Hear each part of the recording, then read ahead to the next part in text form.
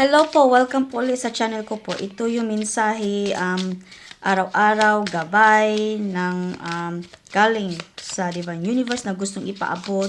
Gusto nilang malaman mo ito, gusto nila i-advise po to sa iyo. Okay, yung message for today.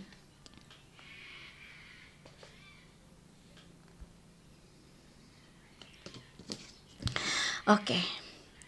One day, when you least expect it, you are going to crash into someone who is going to be so soft and gentle with your heart. And you are going to be so glad that you kept it open.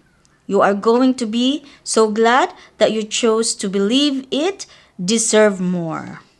Okay. Ibig sabihin po, isang araw, kapag hindi mo inaasahan, mababangga ka sa isang tao na magiging napakalambot at banayad sa iyong puso.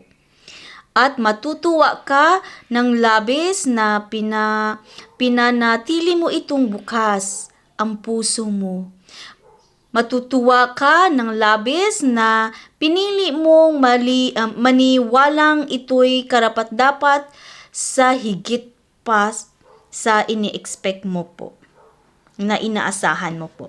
Okay po? Yan po ang mensahe nyo po today. Sana po, sana po merong naka-resonate po nito, and sana po ito mensahe ay makakatulong po to sa iyo.